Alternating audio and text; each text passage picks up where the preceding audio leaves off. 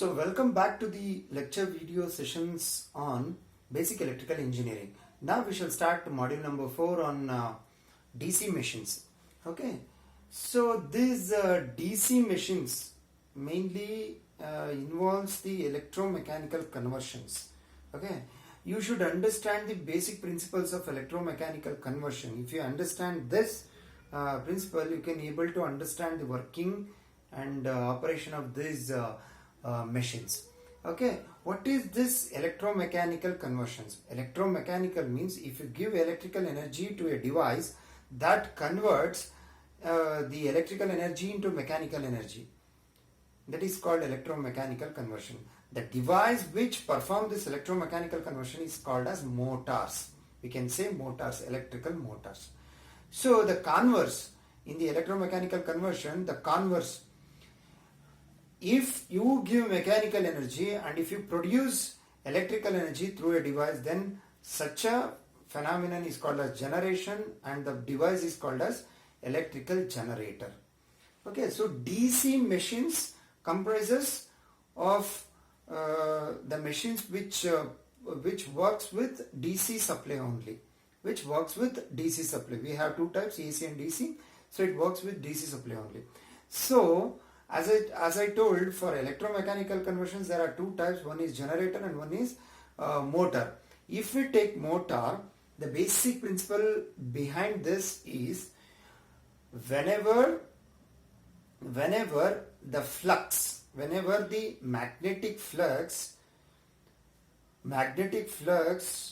in a medium is cut by any coil. Cut means there are imaginary lines of forces here. Say for example permanent magnet, north and south pole. So lines will be there. If any coil cut this magnetic flux, means by motion, if it cuts with the magnetic flux, cuts means actually flux is there, the coil will come in contact with this and changes like this. It cuts, actually cuts it, but you cannot see that. The motion of the rotating part you can observe. Where that rotating part will pass through that electromagnetic flux, it will cut it and it will move it. Means what?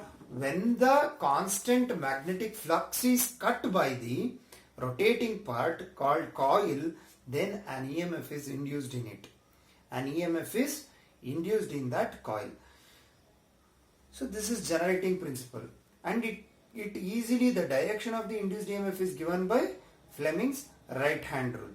Means if the direction of the rotating part is represented by this thumb, and if it is the middle finger represents the direction of the magnetic path, then this is the direction of the induced EMF, Now in this way you can understand the principle of generator.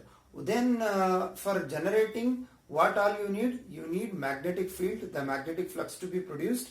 So there should have some field circuit, and rotating part, a rotating coil that you should have.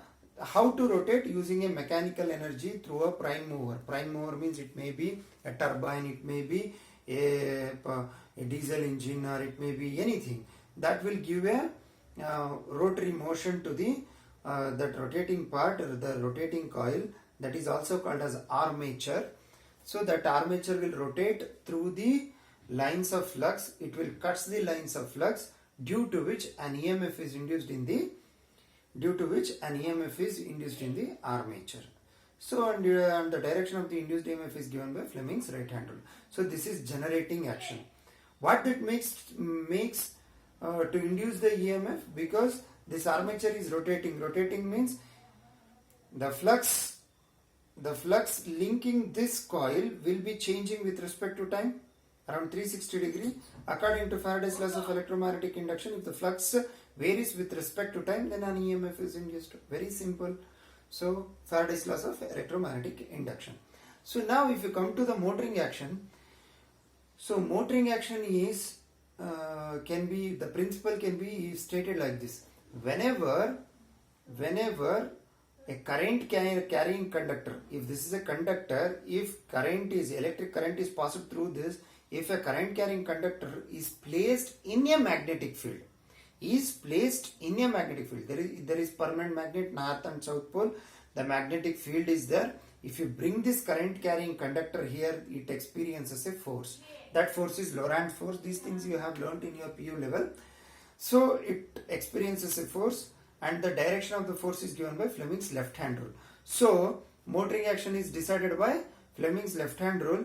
The direction of the magnetic field and the direction of the current is given. Direction of the applied voltage is given. Then the direction of the motion will be in this direction. Direction of the force, Lorentz force, will be in this. So this is the motoring action. So these are the two basic principles.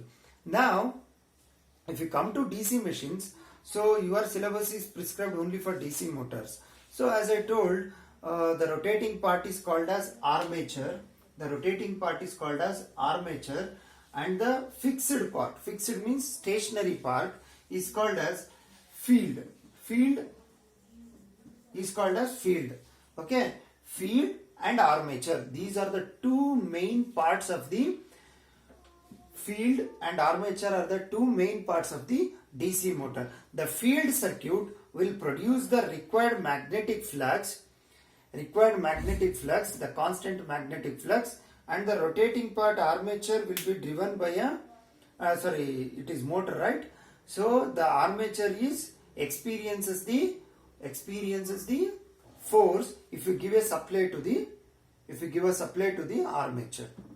So now one question arises. What is that question is, if the armature is rotates, if armature rotates, if you need to give supply to it in DC motor. If you want to give supply to it, then a current will passes through this. When a current is passed through a conductor placed in a magnetic field, it experiences a force. So when it starts to rotate, what will happen? When it starts to rotate, the wires that is connected through this, that also will be rotated, and the complete there are chances of accidents, because that wire will cut. That also take place in the motion. That also take part in the motion. So that's why what we have to do, we have to make some arrangement to give supply to the armature, right? For that, there will be a slip ring arrangement. There will be some slip ring arrangement. So what is that slip ring arrangement? It's very simple. A disc-like structure will be there.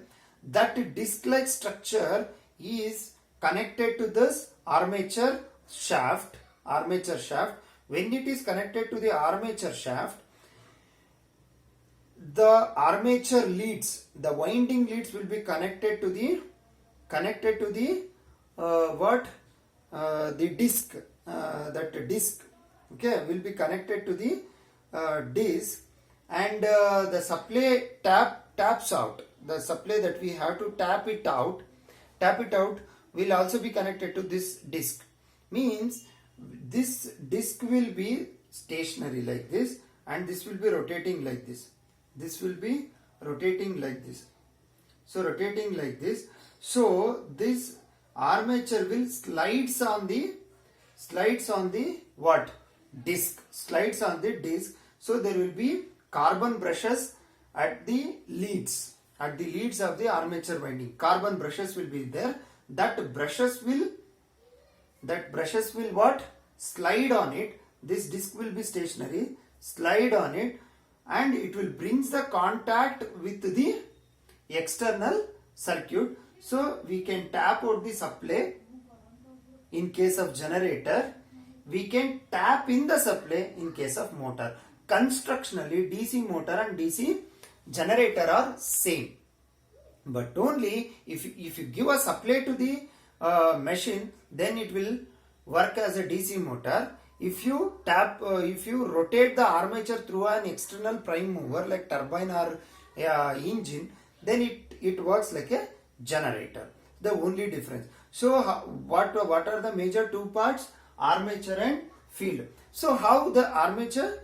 Armature is nothing but a winding, copper winding. So that will be rotating, and it consists of a shaft and mutually insulated to each other, the windings. So it will be rotated. It will be rotated in case of DC motor due to the current flowing through it and placed it in a magnetic field. So to tap out or tap in the supply into the armature, what is the arrangement? There will be a disc kind of disc-like structure. That disc will be stationary. This armature will slide it on it. In every rotation, it slide on it, and there will be a carbon brushes that will slide on it, and the supply will be tapped out from the stationary disc or tap in into the stationary disc. So this arrangement will be there.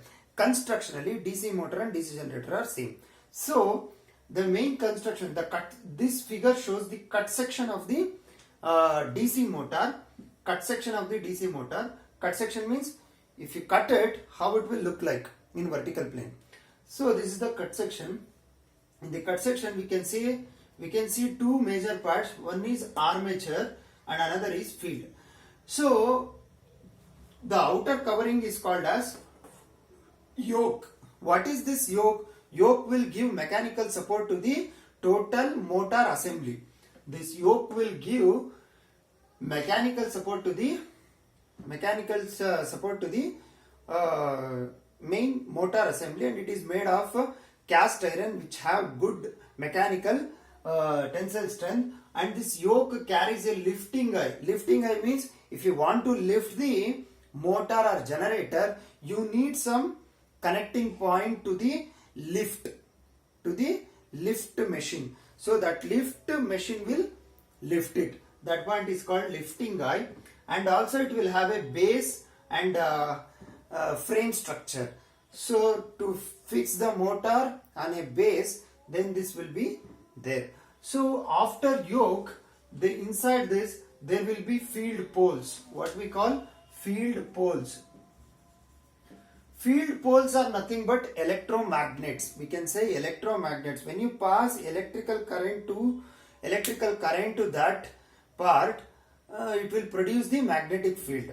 Electromagnet means it should have winding. So this part is nothing but winding.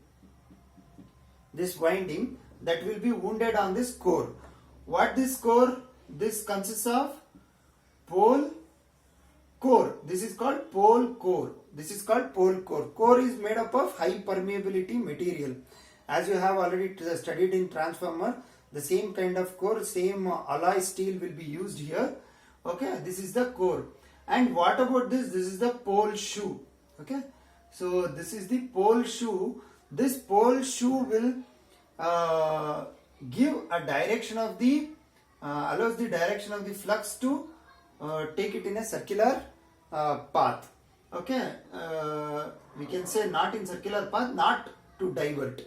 Okay, next, if you take this thing, this is nothing but screws, nuts and all, that will be connected to the yoke. So this complete part is called as field part. What it will do? There will be a separate supply for this. That supply is called as field supply, field DC supply. So you have to give supply to this field, whether it is generator or the motor. You have to give supply to it. Then only magnetic field will be created inside this. Otherwise magnetic field will not be produced. So you have to, this process is also called as excitation. So you have to excite the poles. If you excite the poles, then the magnetic field will be produced. Further, there will be separate field supply. So the leads of this winding will be taken out at the terminal block. This is called terminal block, and it will be connected here. There will be mentioned, okay, field point and armature point. There you have to connect the field supply to that with the rated voltage, whatever that is designed for. So if it is a 220 volt DC, then you have to connect 220 volt DC. So similarly, another major part is armature. Okay, armature is usually made up of copper, low resistance copper wire, wounded on the slots. So this is called slots. Okay, these are the slots, and this is the conductor, and mutually insulated to each other. There are two types of winding type. One is lap winding and wave winding. Okay, I can't explain much in deep into it. That is not in the scope of your syllabus. We shall not go into it. Lap winding will be used. Lap winding will be used for low voltage, high current requirements. Wave winding will be used for high voltage, low current requirements. Means it will go like this. Wave winding means the winding structure will go like a wave shaped. Okay, like this. In the same way, lap also there are two type of winding structure. The design of the winding is a separate chapter in the electrical machine design. So we shall not go deep into it. Only this much you keep it in mind. There are two types of armature winding. One is lap winding and wave winding. Lap winding will be used for low voltage and high current application. Wave winding is used for high voltage, low current applications. And for the lap winding, the number of parallel paths is given by is equal to number of poles. In wave winding, number of parallel path is 2 only. What is this number of parallel paths? The path for the magnetic, what I can say, not magnetic, it is parallel conductors that is going in the armature for the flow of current. How many paths will be there? That is called a number of parallel paths. It is also again a separate chapter. So we shall not go in deep into it. Okay, this much is enough for your level of understanding, level of syllabus. Okay, so now you have understood the armature. Armature mainly consists of armature slots and shaft. The shaft is connected. After this shaft, the slip ring arrangement, brushes, as I have already told, and I have told you E is directly proportional to d phi by dt. Okay, so induced EMF is minus n into d phi by dt. Induced EMF is what? Alternating in nature. So, but it is a DC motor. So, how to convert this alternating into direct current? That part is called as commutator. You call it as commutator. COMMUTATOR. Commutator segments we call it, and the whole assembly is called as commutator. So, on the armature itself, the winding leads are connected with the wedge shaped hard copper. Wedge shaped means it will be like this. See here, like this. So one above the other, that will be connected close to it. What it will do actually, in one half cycle, it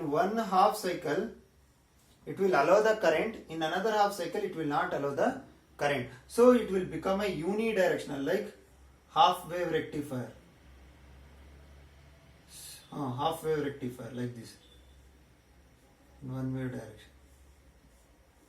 Like this. So a constant DC will be produced. So that is the main purpose of this commutator. This is all about the construction and working principle of DC motor as well DC generator. So